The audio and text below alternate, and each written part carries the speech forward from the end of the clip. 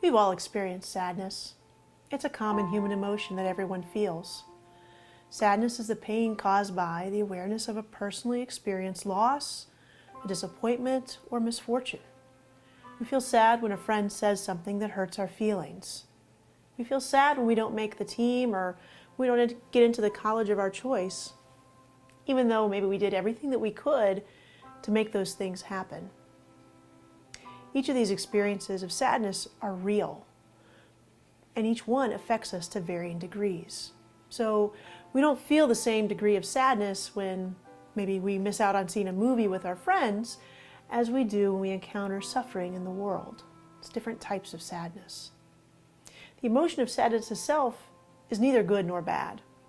Some people run from sadness because it might make them feel uncomfortable, or maybe they don't like showing emotion, or showing sadness makes them feel weak. But rather than spending our lives trying to avoid sadness or make sadness go away, we can learn more about it. And by learning about it, we can learn how to process our experience of sadness in a healthy way.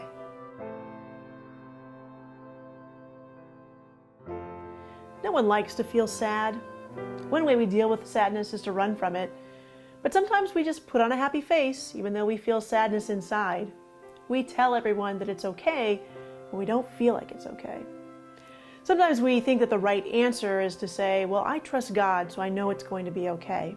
And while it's true that we should trust God, we're also allowed to feel sad while we're trying to trust in His plan. In our world today, there are many coping mechanisms that can help us mute or dull our emotions. So instead of acknowledging the way that we feel, we might turn to these things that give us a temporary enjoyment, which will mask our real feelings. We might turn to things like social media or gaming, music or movie streaming, or my favorite, checking things off our massive to-do list. We do these things, we have to sit with our thoughts. And these things aren't inherently bad, but they become problematic when we use them excessively as a means of escapism. It can get really dangerous when those activities no longer provide the escapism that we need, and so we go to something more harmful.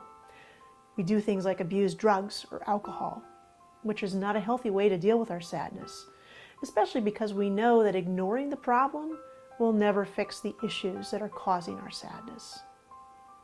Sometimes we deal with sadness by going to the opposite extreme, and so instead of running away, we dwell in our sadness and we become trapped inside of it. We feel like nothing will ever get better and that we're going to worry that we're going to be stuck in our sadness forever. And when we fall into this kind of sadness, it can be very difficult to get out. We might feel like no one understands us or what we're going through. We might compare our lives to others, especially when we have social media, and so it can look like people are perfect and have their lives all together, and we see that and we just feel our life spiraling downward to the point that we're experiencing depression. According to the American Psychiatric Association, depression is a clinically diagnosed mental illness that causes a persistent feeling of sadness and a loss of interest that can impair our daily life. There's not one specific cause for depression, because it depends on each person's unique genetic makeup and personal experiences. Depression can be caused by hormonal changes happening in the brain. It can be caused by our genetic disposition or traumatic experiences like abuse, failure, or the loss of a loved one. Depression can also be a side effect of medicine. So regardless of how or why a person experiences depression, it's nothing to be looked down upon or to be ashamed of. If we think we're experiencing depression, the best thing that we can do is to talk to someone that we trust. Someone like a parent, an aunt, uncle, grandparent, school counselor, or a core member. These are people that can help us determine how to best take care of our mental health. Even Jesus felt sadness during his life.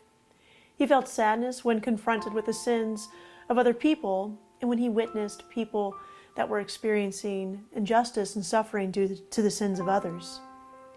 Jesus experienced an even deeper sadness known as grief. Grief is when we feel a deep sorrow or distress after the loss of a loved one, and we see Jesus' grief in the story of Lazarus.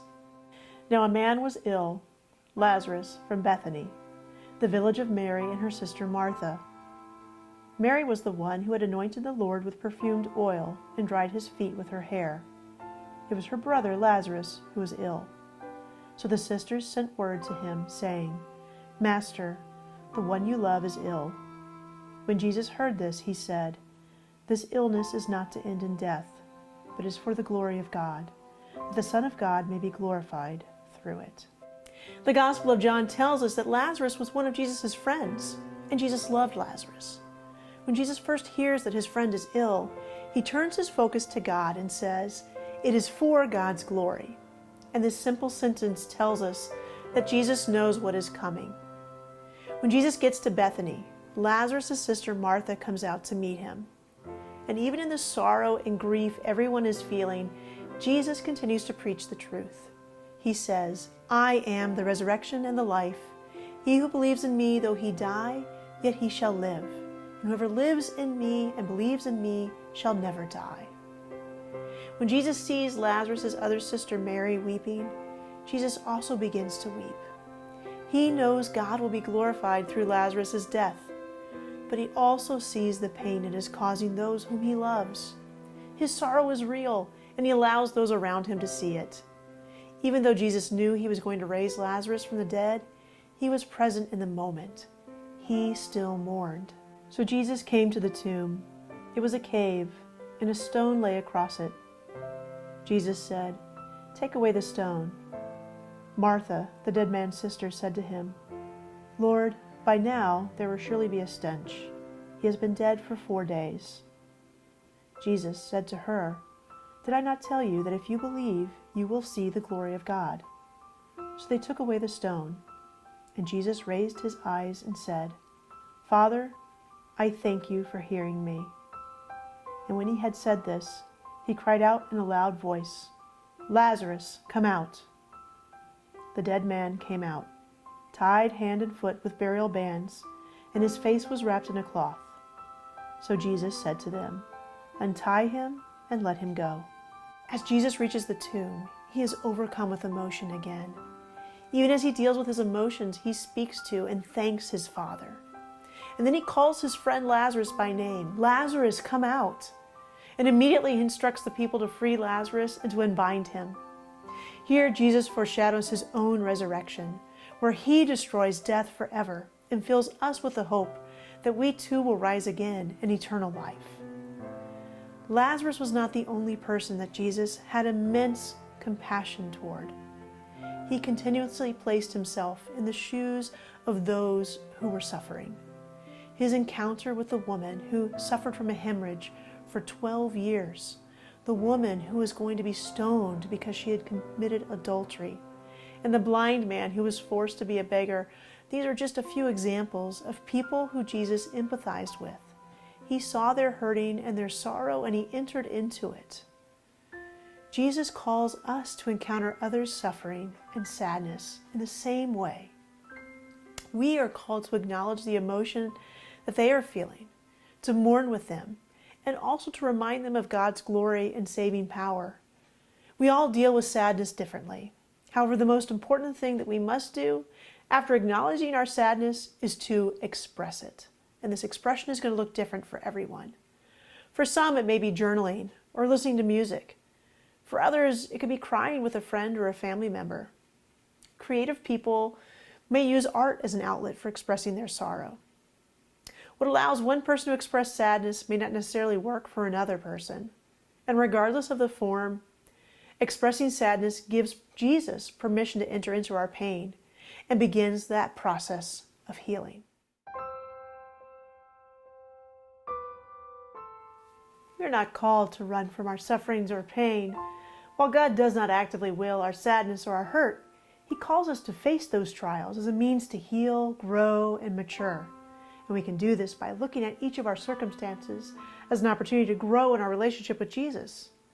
We can also acknowledge that Jesus has not abandoned us on our journey, for we were never meant to carry our burdens alone. And so for some of this means asking our family or friends to listen to our burdens and our sadness. For others, this might look like asking others to help mend, or even be present in an upsetting situation. When we allow others in to share our pain, we are also allowing Jesus to work through them. We then come to recognize that when we pick up our cross, Jesus is also there carrying it with us.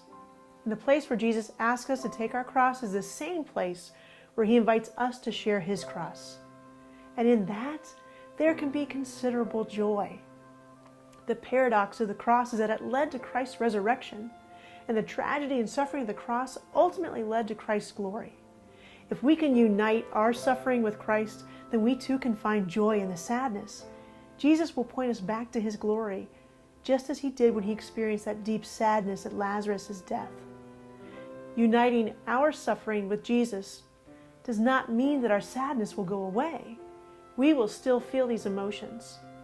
However, it does mean that we can be filled with joy and hope even when we are sad. That we can have hope that Jesus' resurrection promises comfort in eternal life. Because it's in heaven that we will no longer feel sadness or suffering. So as we continue to experience suffering here on earth, may we unite it with Christ's suffering and hope that one day we will suffer no more.